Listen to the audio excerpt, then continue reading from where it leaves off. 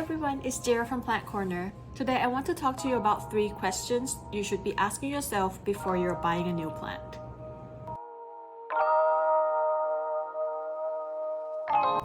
The first question I would ask myself is, what type of light do I have?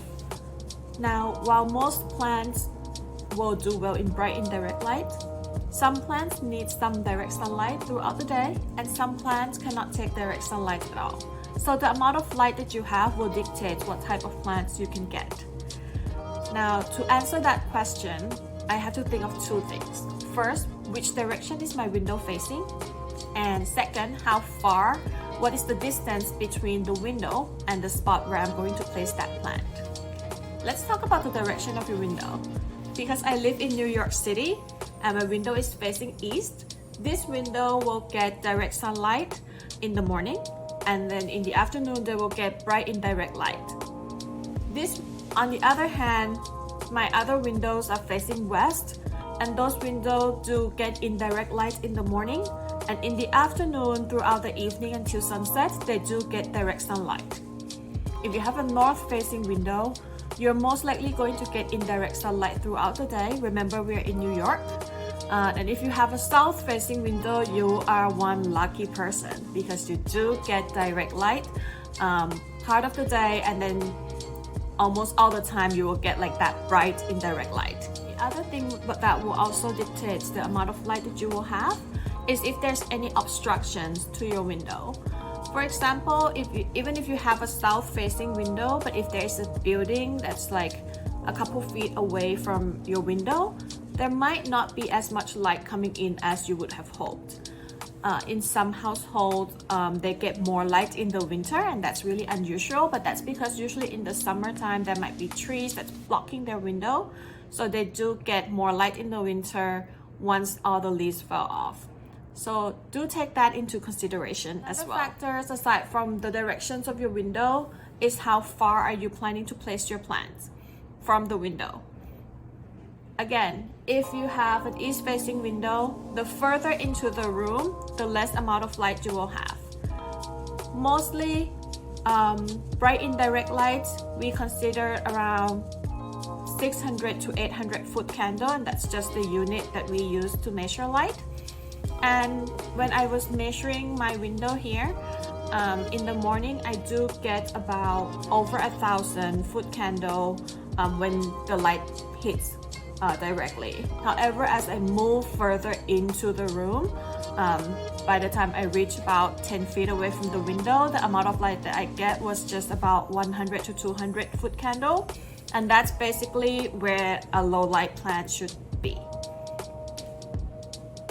So if you're planning to place any plants further away in your room and not right next to the window, you also have to consider that like the intensity of the light that your plant will get will become less and less. Another thing to think about as well is how big is your window, because even though your window might be facing east, but if your window is really small, then there's not much of a gap where the light can come in. On the other hand, if you have a north facing window but you have a floor through window, you get plenty of light because there's a big area that the lights can come through.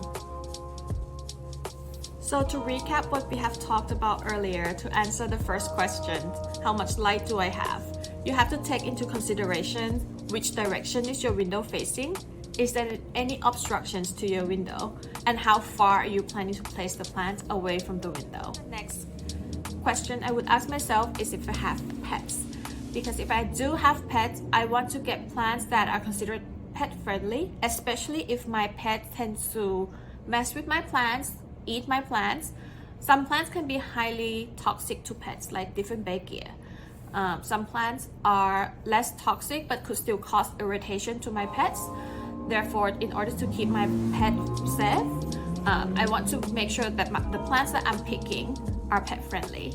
And you can check that on the ASPCA website, or you can just simply Google. While most of the plant store can give you recommendations on which plants are pet friendly, it's always safe to double check with ASPCA website or just do a quick Google search.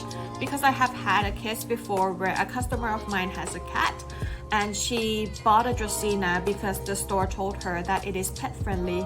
And with a quick Google search, you will see that Dracaena is in fact not pet friendly, and they can get, you know, some kind of irritations and inflammation if they ingest the plant. And so a quick Google search could also save you some trouble. The last question I might be asking myself is, what kind of plant parent am I? Am I someone who likes to water the plants all the time? Am I someone who likes to take care and always do a little something with my plant? Or if I'm someone who travels a lot and might not have time to focus on my plants? Because some plants do like to be cared for. I would say like Calathea or Fittonia or even bonsais generally likes to be trimmed, likes to be watered, likes to be cared for all the time.